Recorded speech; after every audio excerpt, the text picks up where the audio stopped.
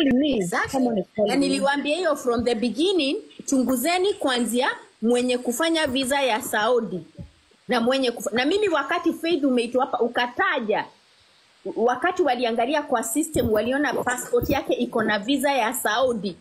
I said that thing again here. Lakini kulikuwa na watu walikuwa kwa comment wanasema Shiro anaongea sana.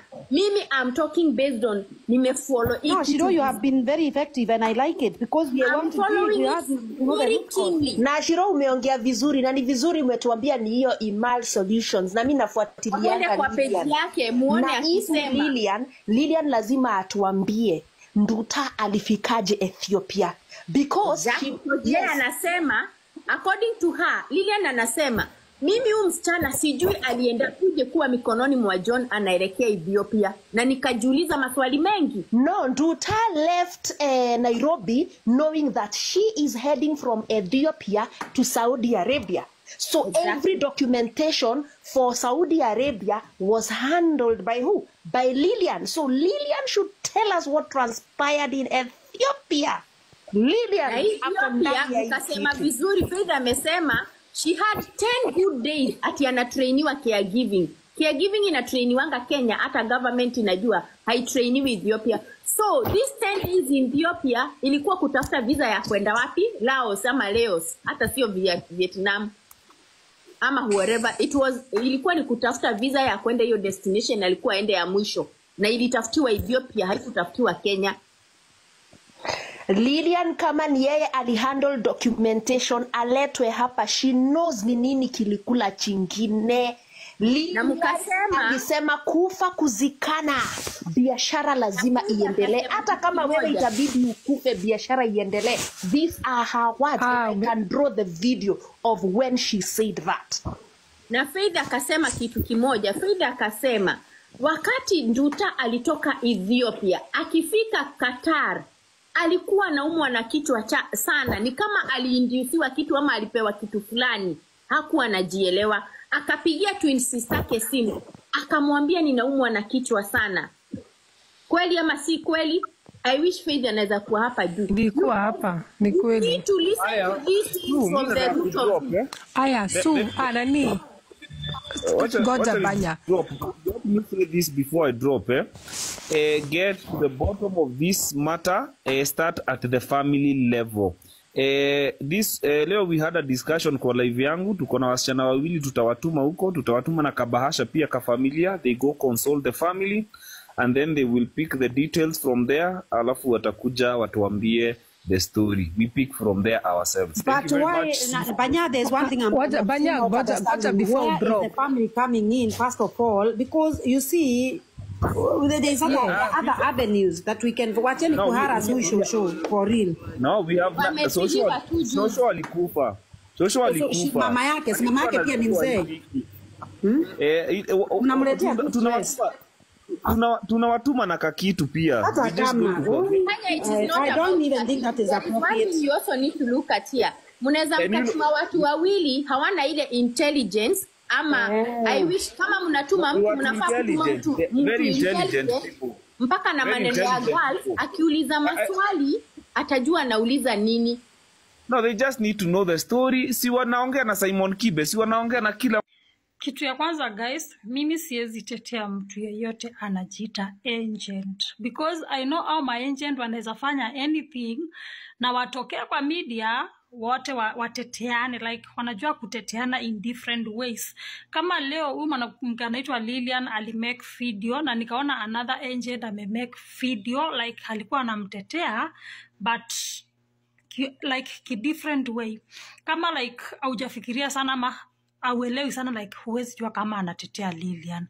And again, this one is a very sensitive matter, and if it's true ni Lilian alikuwa anaprosesia Nduta kukuja Saudi, mwishowe Nduta akajipata pale Vietnam na madawa za kulevya, then I think the family wanafaa kujua Lilian because atako kwa mitandao. Again to huyu Nduta, kwa nini aseme ni John alimpeleka, ama aseme John ndo alimtuma apeleke madawa na asemi ni Lilian? Unaona? Again, kama unakuja Saudi Arabia, recruitment zote hufanyika Kenya.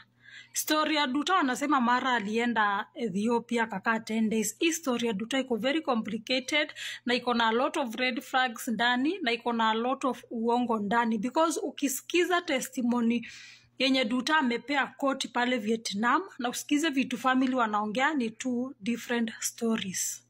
Duta yeye mwenyewe aliambia koti pale Vietnam that alitoka JKIA na ndege akaenda Addis Ababa akaenda Katali. Hizo ni ndege 3 kitambo afike Vietnam. Unaona, family wanasema alienda sijui Ethiopia. So unaona ni vitu like ni story kona uongo sana. Duta anasema Duta testimony yake kwa koti alisema yeye alikuwa amepewa bag apeleke Vietnam apeleke mwanamke, and huyo mwanamke ampe another bag arudishe Kenya. Na by the way, Duta hii deal inge go through, Duta alikuwa alipwe a huge amount of money. Duta sasa angekuwa millionaire kama hii deal inge go through na kama sasa angemake kurudi Kenya. Like udem sasa angekuwa millionaire. Angekuwa anasikia nyama sukuma zikionja nyasi. So ni deal ilikuwa well planned. Unaona? So kwa nini if ni ukweli ni Lilian ama Lilian kuna venye connected in any way, kwa nini like aongope kusema jina ya Lilian na tunamjua na hadi tunajua ofisi yake? Kwa nini akose kusema?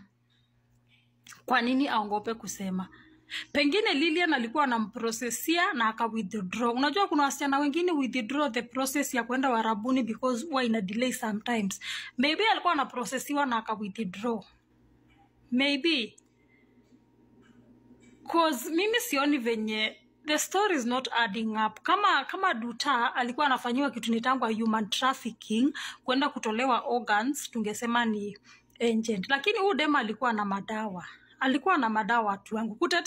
Kutetea umsichana ni ngumu. Unajua hata saa hii tuko na huzuni because by the way kuna wenye wanasema Duta alisijui alisamewa. No. Story ya Duta kunyongwa imewekwa unclear. Vietnamese government wameweka hiyo story unclear. Even the president of Kenya hajui kama Duta amenyongwa ama hako. That story saa iko very unclear. If umeifuata vizuri. By the way mimi sifuati news ya Duta through Kenyan sources na ifuata kutoka kwa website ya Vietnamese government. Huko ndo tu unaweza pata ukweli na hiyo story iko unclear if alinyongwa. Tu alikuwa nyongwa jana saa 2:30 iko unclear. Na kama hii uongo tu ndo hizi uongo na story mingi ndizo Duta amekuwa akikesi nazo pale kotini na kupeana different stories, then atanyongwa tu. Atanyongwa because vitu watu mnaongea huku ni tofauti na ile kitu Duta mwenyewe amepeana. Najua watu wampendi Lilian, najua watu wampendi Rish Kamunge na mimi pia siwachuki na siwapendi. Manake siwajui. But tusiekeleane lawama. Imagine sasa Lilian ameweka account yake private.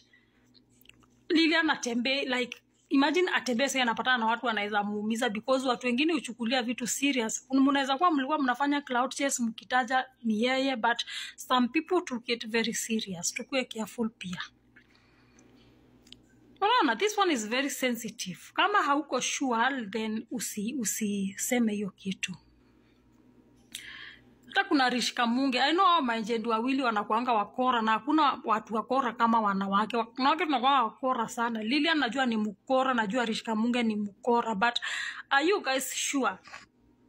Sai Lilian akienda awashtaki. Are you sure you can provide the evidence that yeye ndo alipeleka msichana Vietnam?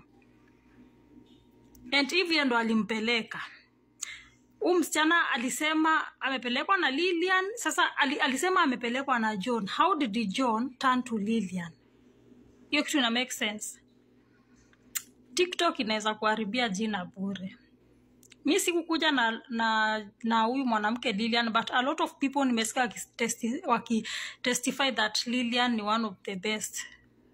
Hakuna agent mzuri but ni one of the best wenye wanajaribingi sana kukosa kukula pesa ya watu ama kusaidia. Ako rude but ni mzuri sana ikifika ni upande wa kupea mtu kazi. So mimi siwezi sema ni yeye alipeleka Duta na pia siwezi mtetea. Maze tukue sure kitu tunaongea. Hii story ya Duta hata Vietnamese government ingekuwa inafuata tu story za Wakenya, huyu msichana angekuwa amenyongwa kitambo sana. Juu sisi tuko rude, uongo mingi, na pia hatukubalingi ukweli. By the way, unajua Kenya hatujazoea hizi sheria za watu kunyongwa. Watu kunyongwa ni sheria zinafanyika nchi zingine. Sisi Kenya tumezoea mtu anafungwa maisha, kesho tunamuona. Kama jana nimesikia Makenzi ameonekana na bibia wenyewe. The other day niliona Joy Irungu ameposti TikTok na huyu jamaa anafaa kuwa ndani juu aliua mtu. Sisi wa Kenya tumezoea tu shortcuts. Kitu kidogo hiyo kesi tufunge. Kuna inji hazijui kitu kidogo, kuna inji zimetia sheria. Take serious sheria zao. Kuna inji kunyonga mtu haikuangi issue juu ameviolate na ni kitu inafanyika. Lakini ni Kenya tumechukulia ni kama kitu kikubwa. Juu hatujazoea sheria kali hivyo, tumezoea sheria za shortcut, tumezoea sheria zenye ziko unclear, tumezoea sheria za ingia kwa mfuko toa kitu kidogo, hiyo kesi tunasahau, which is very bad, very bad. Wakenya tunafaa tukue na president mwenye atatukanyangisha kwa line hivi ikifika ni mkondo wa sheria, ndo at least tujue vitu zingine zina exist in life. Tuachange na Wakenya hatupendi kukubali ukweli. For God's sake, Duta alishikwa na madawa. What's so hard kukubali yes alikuwa na madawa ndio story ishe. Because ukisha kubali alikuwa na madawa, alikuwa nazo ni ukweli ya kuwekelewa, video iko pale. Ukisha kubali ni rahisi sana hata kuprocess, hata kuomba Mungu, hata kumuombea msamaha. Ni rahisi sana. But watu wengine mnatoka kwa media, mko na stories zingine, mnatusi president, mnaongea vibaya because amjamini the fact that Duta alikuwa na nini na madawa, because tunaamini aje Wakenya ni watakatifu. Unajua Biblia imesema hii mkono ifai kutetea hii mkono ingine.